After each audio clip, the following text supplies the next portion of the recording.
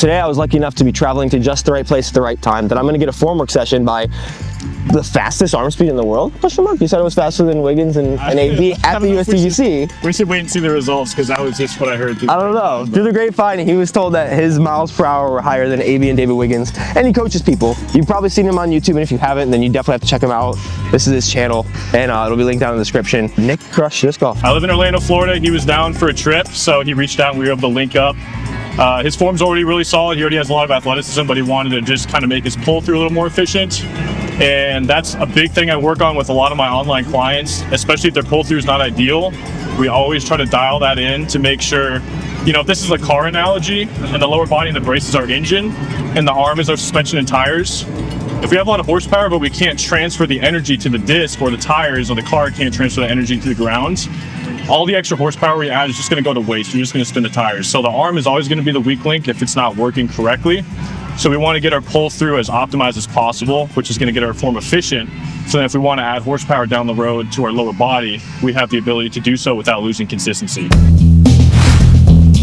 I think about it a lot with my trainer, which I've talked with you guys about, but we think a lot about, like, there's two sides, and right now disc golf is so like form side. However good your form is the percentage of your athleticism or your power that you can actually produce into a disc. Right. And so if that tank isn't very high, but your form is really good, you can just increase the power tank and you actually get stronger, and then you'll be able to throw farther. Exactly. But if you have more power and then you can actually efficiently put through a disc, then you need to increase your form, which is why I think that's kind of where I'm at, where if I'm throwing hard, I feel like I'm either throwing into the ground or not throwing as hard as my body can, because I don't have good enough mechanics to do that, which is why I'm here. Yeah, it's that weird subconscious, like, my body's shutting me down a little bit. I can't tell exactly why, but I know I have more in the tank, so. Yep.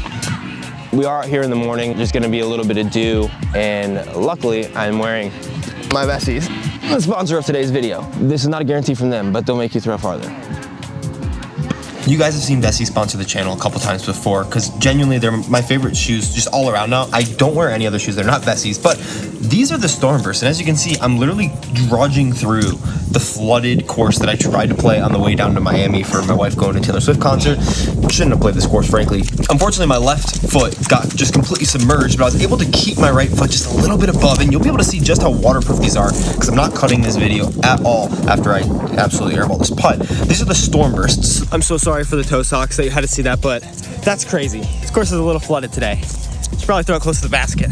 They go just up to your ankle, and these are the low tops. They actually have high tops, which are great for the fall, and I cannot wait to start wearing them, especially as it gets into some snow here in Denver. I just will not have to worry at all about my feet and my socks getting wet. So if you're looking for a new disc golf shoe that has really good traction, is very durable, 100% waterproof, even though they're knit and they have a couple different styles, these would be my recommendation for disc golf shoes right now. And if you go to vessi.com/Bodanza, you'll get 15% off your first order of Vessis. Style, comfort, utility, that's what I love my Vessis for. Big thanks to Vessi for sponsoring this video.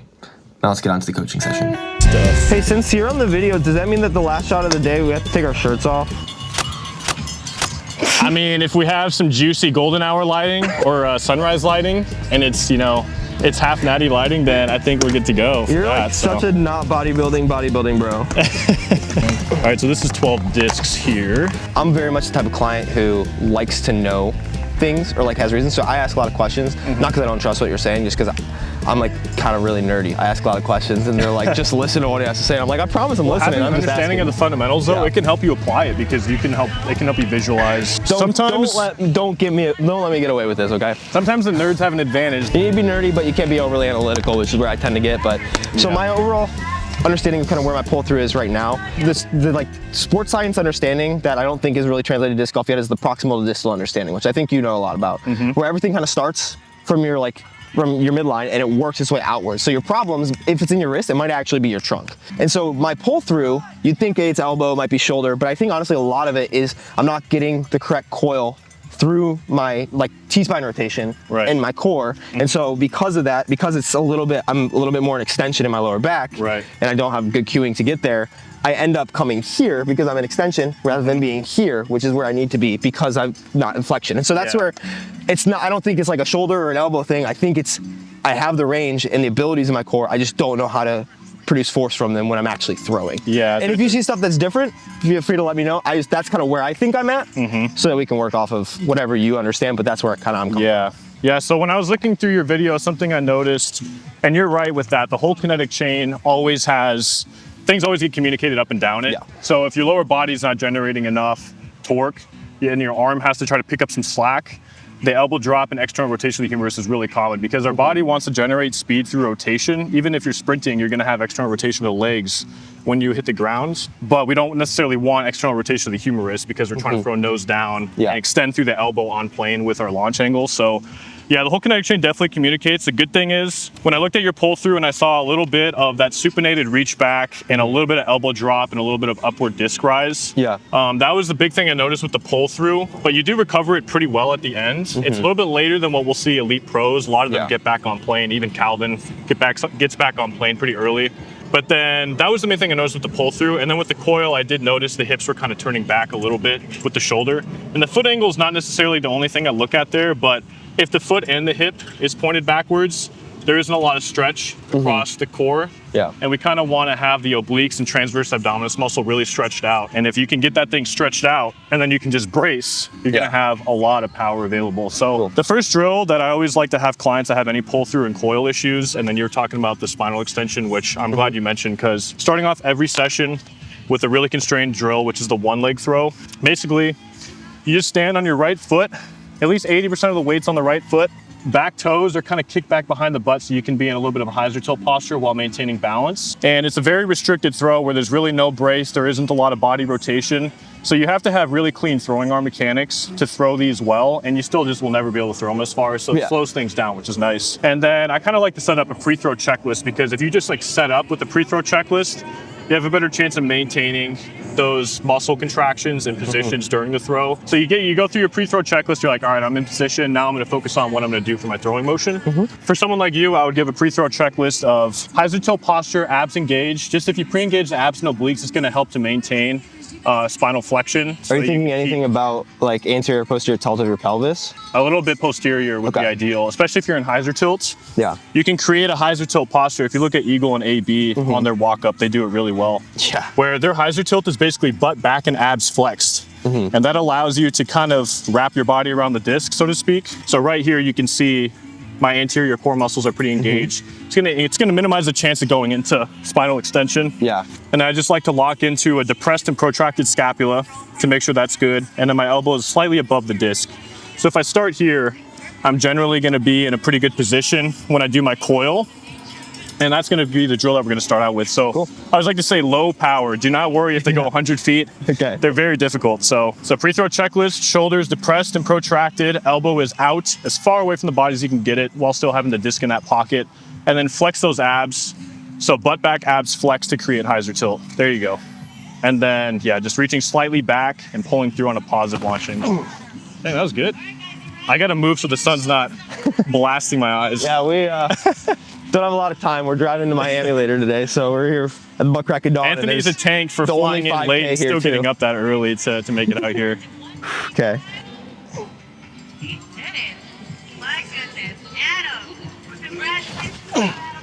Wow, that's really good power for one leg.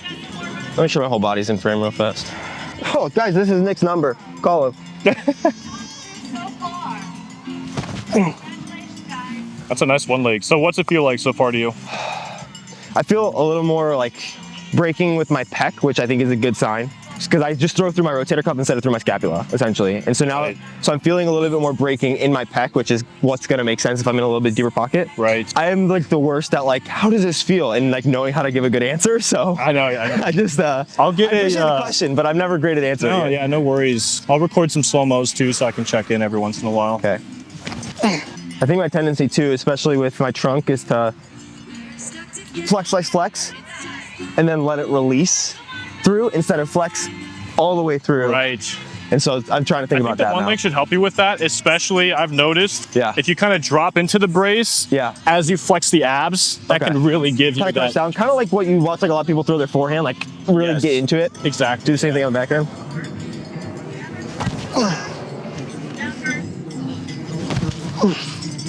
I just recorded a slow-mo and I can already see you're maintaining a little bit better internal rotation of the humerus, so your elbow's not dropping. Do you see here it's better pure extension through the elbow's actual joint rotation plane? Yeah. that's a lot better. That means you're not going to be relying on those external rotators to, you know, flip the disc out. Yeah. Which is always a huge power leak. Like if you look at the anatomy of the rotator cuff, those muscles are so small compared to the rear delt and the tricep, and it's just like, oh man, such a power leak if it's not staying on plane. Yeah. So that's a good sign that you're already doing that really well. We can probably drop the reach back a little bit on the next few reps, but you get back on plane just fine. And the big thing is that elbow is staying up above the disc and you're maintaining decent internal rotation of the humerus here, which is helping transfer a lot more power. And like, I'm not BSing you, these are actually really good one legs. Most people don't make them look this good or throw them that far. So definitely something you can leverage a lot in your practice sessions. We should look at all about my grip because I noticed the disc is still a little up, which I think is either I'm just not keeping it down or it could be a grip problem. You know, your nose angle, honestly, pretty much through release, you're maintaining pretty good ulnar deviation. Pouring the cup of tea, as many of you guys probably know of it as. So it goes into radial flexion after release. You don't really care about what it does in the reach back as long as it's there at the hip. In the reach back, well, I didn't want to overload you with cues. Yeah. Ideally, we'd have a little bit more pronation than supination. Yeah. So-called briefcase carry, which a lot of guys like Double G and Gannon use quite a bit. So if you want to add it's like 45 degree. The thing about the briefcase carry is if you have good nose angle and you don't need it, it's usually not necessary. But something up to like 45 degrees of briefcase angle is usually fine as long as your wobble doesn't get out of control. Very good. Got that ether to flip up a little bit, which means good power and nose angle for sure. The thing I do like about the briefcase carry is it helps keep your elbow up above the disc center of mass during more of the pull through. Yeah. Which usually sets you up better for the finish.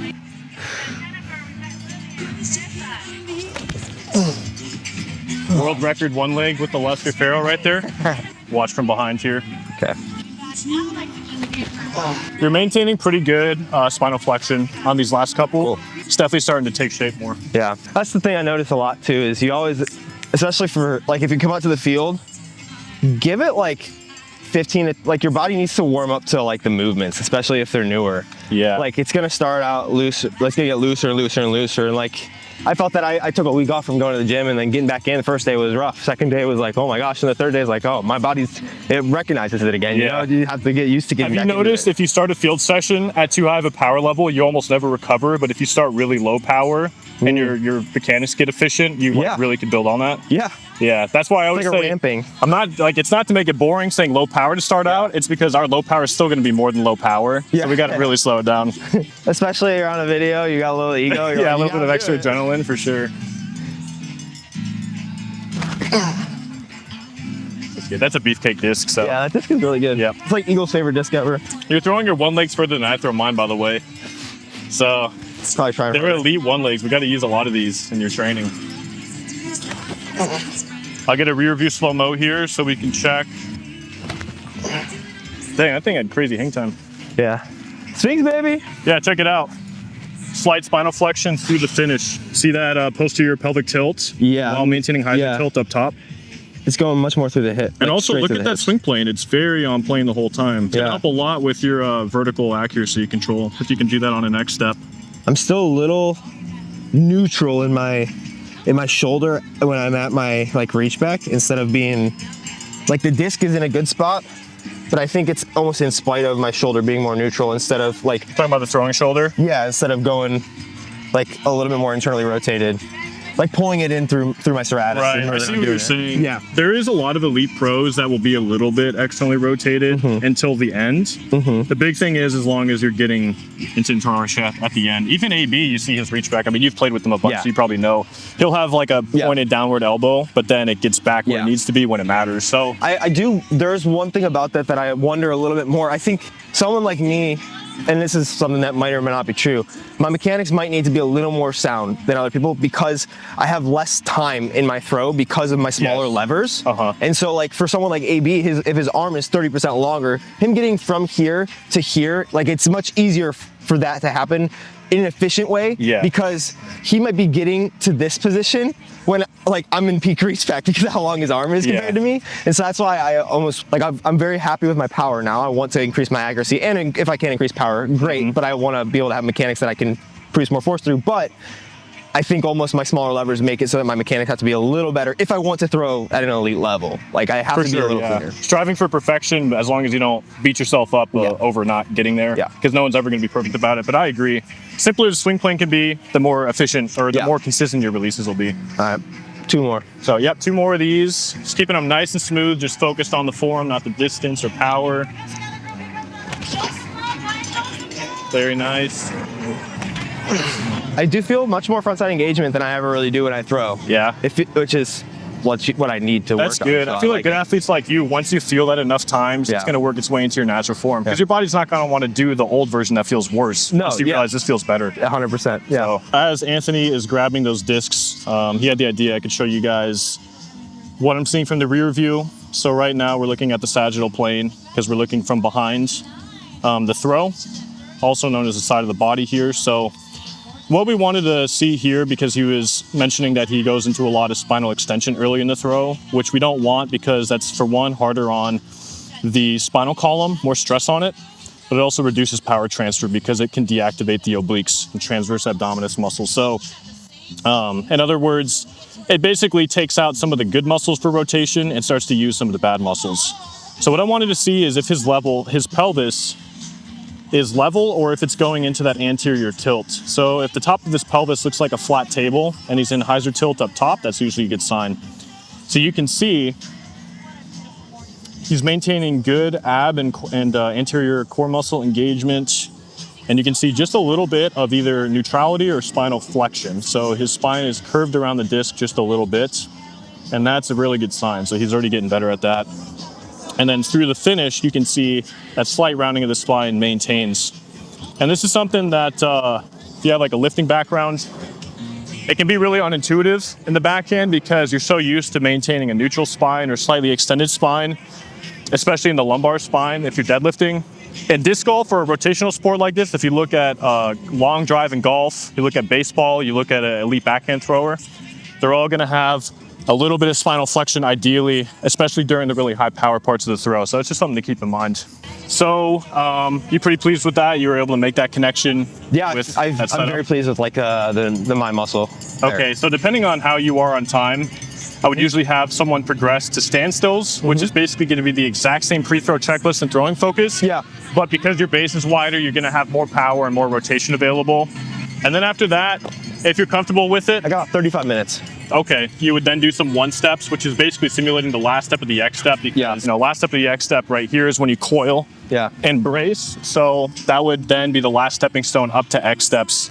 Cool. And for like a good athlete like you, that's an advanced thrower, you can start to do X steps like right away, but the relative volume of the simple early drills. I think as much of the progression as we can do. Yeah, it'd be I'm nice pretty to throw happy the whole with. thing. Yeah. Okay. So we'll do a set of standstills, and since it's about 30-35 minutes, maybe do around like 10 standstills. I could also increase the intensity of frequency of throwing. Yeah, if we need could do that. So I would say same thing you just did, but with standstills. Okay. Still not trying to throw hard, but your power is going to be increased just because it's a standstill. Are we still trying to stay in a hyzer plane? Yeah, for sure. Yeah. And also, I think part of the reason you had less hyzer, I'm just noticing, is your stagger is a little bit less. So I would kick this foot back a little bit so the target line is basically kissing the front heel and the rear toes. Okay. And that's going to put you in a natural counterbalance position for that hyzer tilt. Cool. Oh, that's so nice. That's a nice Full flight out of the crave. That's got to be like 400. And remember, slight briefcase carry on the pre-throw checklist there, just to make sure we're not reversing it. Is that the ether? Yeah. Wow, that's a very nice throw with the ether.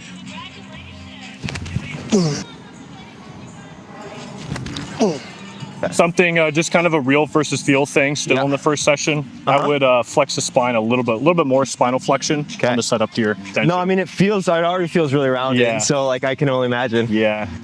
Yeah, something we'll want to look at too is the abs and obliques get a little bit fatigued. We'll just want to be careful with that because it is different. Probably 450 plus. That was in the air for a long time. Yeah, those things are cheater discs if you can get the right line.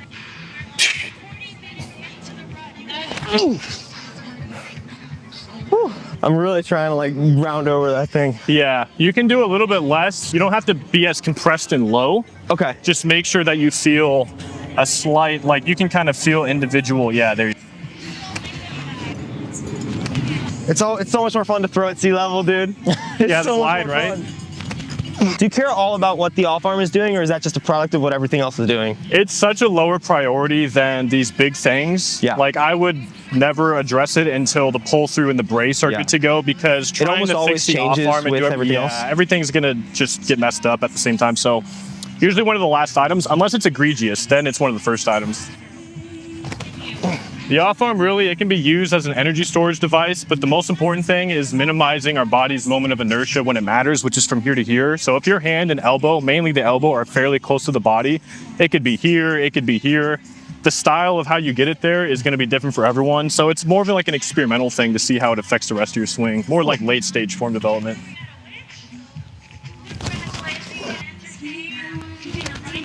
Extended out of it. Brutal. That was one of like the main ones I extended out of, I think. Yeah, I was looking from the side, unfortunately. But your swing plane looked amazing, so that's getting better. Check it out. I guess we can put this in front of the camera, right? Especially seeing if his reach back was staying on plane with a positive launch release, because ideally we want positive launch, negative nose on release. And you can see, instead of it kind of swooping up on you, your elbow really never got too far below the disc, and especially from here to here, everything maintained pretty well. Yeah. So you said you felt some spinal extension, but there's always going to be inconsistency in these first sessions. It's just part of the process. So overall, I'm very impressed though with how fast you've picked it up, which I shouldn't be surprised, but it's always nice to see. There's going to be some other items that are going to maybe regress a little bit. You find other compensations. Yeah, there's always going to be something. Yeah. Your body might have been doing it a certain way because something else was off. So 100%, yeah. But that's really good that you can notice that stuff during the session. Because like for me as a coach, I like to have that feedback as quick as possible. Okay, so just wanted to show you guys real quick while Anthony is grabbing those discs. On this rear view, we were keeping an eye on his pelvis and spine positions. And you can see his pelvis stayed very neutrally to slightly posterior tilt, and his spine was neutral to slightly flexed at the finish, where he would sometimes have a tendency to go into early extension, which again, hard on the SI joint, hard on the lumbar spine, and also reduces power. So he's doing a really, really good job of picking this stuff up really fast. I'm not just saying it because I'm in a Bodanza video, even though it is awesome to be in his video. Being brutally honest, he's picking this stuff up very fast and it's impressive. And I think his knowledge of how the human body works is a huge advantage for someone like him, because he has an anatomical understanding of what's going on, so he can mentally connect to things faster. And then the swing plane itself, he did not do as much swooping. And then you can see from here, good wrist coil, still protracted, shoulders pushed out in front of the chest. We want to always try to have that elbow as far away from the body as at all times, because it pushes our humerus out from the chest, gives us more space to pull through. It's also more favorable for the humerus horizontal abduction muscles. Basically the muscles that drive your elbow to the target are going to work better when your elbow and shoulder are pushed out away from the body. And he's doing a good job there. And then you can see really good nose angle. Nose angle is hard to see from this angle, but he's getting really good flights out of these discs. And no weird radial deviation, AKA reverse pouring the cup of tea. Stays pouring the cup of tea nicely, elbow stays out. So overall, he's picking it up fast, it's good. So that'll be, 18? 18, yeah. So that'll be basically 9 and 9. So we'll do 9 one steps and then 9 X steps, just to keep it balanced. All right, I might need some better cueing on my one step, especially getting into the correct stagger, because I think I'm used to a little bit being more open instead of a little bit more here. So I'll see what it looks like. How do you like to start? Just feet together, or? I have never really thrown one steps before, so. Okay, what I would do is I would start out just feet together, because if you're in a hyzer tilt posture, you're gonna have some stagger happen most likely. I'll just see what happens with your body. But simplest way is just gonna be feet together, and then you basically step towards the target. I didn't know we were adjusting the line to that direction, so I was like, oh gosh, that's way more stagger than I was expecting.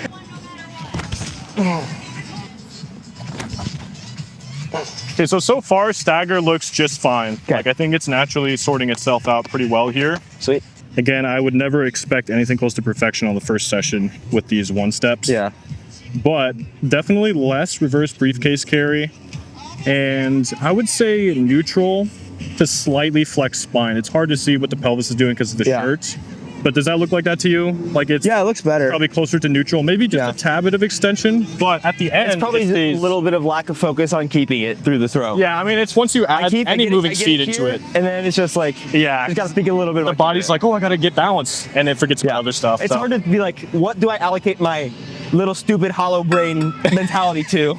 I get like one thing. You gotta figure it out every throw.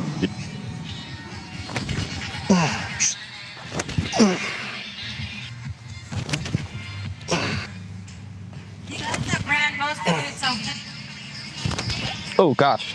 What happened? I think maybe just tried too hard, honestly. Okay. Yeah, just remember, we don't care about the distances on these. Yeah.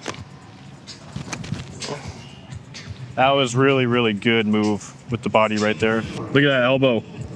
Yeah. It's I don't even know if it's really that it's elevated as much as if it's, some of it is the spine with rearward tilt. There may be a slight amount of elevation. Yeah. But that protraction and internal rotation is beautiful. So yeah, swing plane is definitely taken for sure. Cool. That was 9 shots. Okay. Oh, cool. So yeah, so we'll go to X steps then. Cool. Of course, you'd probably, if you're starting out, you would do a lot of one legs and standstills, less one steps and X steps, but for the sake of just getting a hang of it today. Yeah. So same pre-throw checklist, and really you just want to feel on those one steps, what you feel, what you felt on the one steps is just going to be the last step of the X step. Oh, that's beautiful. Nice. Somehow you're still able to hit angles when you're working on form. Yeah, I think I've always been able to do that. It's kind of weird. How many points to get it through the middle seat? Dismissal through the golf cart. Something that sometimes helps on the X steps is to feel yourself pushing your butt back to allow yourself to flex the abs. That way you're not going to fall forward as much into the plant and then go into extension. Yeah. So you'll see AB from a rear view. Yeah. He exaggerates that a lot. It might be a natural thing. Maybe he did it on purpose. Yeah. But him and Eagle especially, because they know they're going to come out of it a little bit, but they're just putting themselves in position from the get-go. Other than the later release, how did the body feel? Did that make sense, or did it feel worse? Oh, I think it's just, I'm gonna try it again and see how it feels. Okay. Might be one more thing to think about that I shouldn't be thinking about right now. Too much? Okay. Yeah, probably just a little bit. We'll pull it out then. You can always add it later. Yeah, 100%. Is that the trail? Yeah. It's crazy how for a 10 speed that disc holds an angle for so long. Oh gosh. Yeah, it's crazy how much more focus and coordination you need for a X step compared to just like a one step even. It's literally a leap even from the one step. Yeah, that's crazy. That's why I'm always careful with volume early on. Yeah.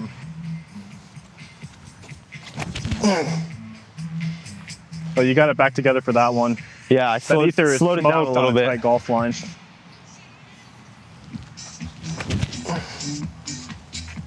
Just too much juice. So I was just asking Anthony how this spinal and pelvic position looks to him compared to the usual before the session. And you were saying it's maybe slightly improved? Yeah, it's hard for me to honestly be able to tell. I don't know if I really am checking that too hard, to be honest. I will say right here, the pelvis looks pretty decent. Yeah. And you definitely don't go into an extension dominant motion here. If anything, it stays about the same or gets more flexed. And then a little bit of reverse briefcase crept in, which again is totally expected because our body has to deal with balance and footwork on these X steps. Yeah. So we need a million one legs and standstills for something to transfer to an X step with the swing plane. Yeah. The disc always creeps up more because we're dropping into the brace. And someone like Drew Gibson's really impressive at managing disc height relative to his vertical drop into the brace because he kind of has more of a vertical brace than some other guys. But his disc, when he reaches back, it stays with his body rather than rising up relative to his body. So that's just something that's always a little bit more difficult to manage. And if you swoop a little bit like Calvin does it, but you just have to get it back on plane pretty early if you want to have any semblance of consistency, which he's just extremely talented at. Yeah. We could only hope to be that talented, but most of us aren't, so we have to be more perfect with our mechanics. How'd you feel about it? I feel like it makes me want to throw more standstills and one steps, honestly. I made good progress, and then some of it fell apart at the actual throws, which would make sense because that's where most of my habituation is in throwing X steps, not in throwing those things. So it's probably easier to change it. And so maybe even like slowing down to like actual steps instead of a run up and then speeding up through the steps. Yeah. Just to add like some variety and progression. Because my brain, if I get into this position, I'm like, I need to throw a disc. It's so used to doing it one way that it's gonna be harder for it to change. And so trying to find those ways. But I like the changes that have happened in the first couple progressions. just getting it to transfer into an actual throw, I think, is going to be interesting. That's always the magic that has to happen, is the human body has to actually put out what we're asking of it. But I think the adaptation isn't going to take, it's going to be faster doing it this way, but it also is like, you can't expect anything to happen in a single session. 100%. You know, stuff can, but you can't really expect it. And I think good things really did happen. It just, I'm so used to throwing the X step one way that it did look and feel better in a lot of ways, and it felt very easy to do. The standing on the one leg and the one step, just like the ways that I had more front side engagement was so much better than I've ever felt it. Like you were telling me, you could feel the and so that getting that to transfer, I think, is whatever this is. One leg, dude. I always say one leg when I mean one step, and that's exactly what I mix them up all the time. Like a one leg, then a standstill, then a one step, and then an X step, and like maybe it's a progression of that in terms of sets to help myself feel it more. But that's something to play around with, and also you can play around with a 3-step X step approach where it just like it's further isolating the simple things. So you could just go like a Coriolis. Yeah, just a very short 3-step approach, and you could just bang away at those too before you get to full X steps. Because that's not you're gonna have less time with all these approach, steps to forget about stuff. So, anyways, do you want to try to throw 1 or 2 back in the tailwind over the road and see how far we can get it? Yeah, I think you should go for a massive shot here. Let's do it. Yep. Okay, so something that you can play around with to see if it works well, especially taking your early shirt on. off. What was that? Taking your shirt off. Are we actually doing that? No. I feel bad because there's so many bystanders. Usually there wouldn't be like a bunch of people walking around 550 with the shirt off. In these form sessions, if you want to try to throw like a really huge shot at the end, go through the full progression you did during the practice session, but just to condense. So like one leg, one standstill, one step. So we could try that here and see if that helps you kind of carry the form up the chain. That could go super far if it gets a decent, oh my gosh. Woo. Oh my gosh. That's pretty far. I'm a boss boy now. About 520-ish, 515. Let's go. Yep. So yeah, I really like working with someone like Nick. We kind of speak a similar language of like the sports science side of things. So if you're like have a sports background, working with someone like him could be solid. I think he's getting a waitlist set up because you're already pretty much at capacity with your clientele, but reach out to him if you want and come back here. I'm a tiny man and you're way out of frame. I'm out of frame? Just like not, you're like almost out of frame. There you go. There That's we go. good. Cool. Hey, why don't you stand 30 feet behind me so we're the same size? Yeah. Wait, keep going. Okay, now we're good. You're the same size. Yeah. Anything that you'd like to say? Go subscribe to his channel too. Nothing to say, man. Thanks for coming out, dude. That was a great time, and I appreciate you being really humble and coachable, even though you've already competed in pro tournaments and trusted me to help you out here and there with some drill ideas. So. No, I think it's going to be really helpful. It gives me, I feel like I have a lot of knowledge base, but not a lot of knowledge about how to apply it. And so this has been really helpful in just like understanding a schedule of throws that also won't be overly fatiguing. If I'm like, I can still film my videos, but I can also be working on form. Because one of the things I've noticed big time with all of my training endeavors has been, if you let your body change, it's going to do it 3 times faster than if you try to force it to change. So true. So, no, that could not be overstated. I'm glad you mentioned that, because it's so hard to emotionally detach from how you're throwing when you're doing these drills, but trusting the process and just allowing it to get you to improve, it always pays off. It's just a long-term investment. So that's gonna be a heck of an off-season for you. Yeah, I'm excited. Yeah. Thank you guys for watching so much. Subscribe to me, subscribe to Nick more importantly. Bye. See you guys.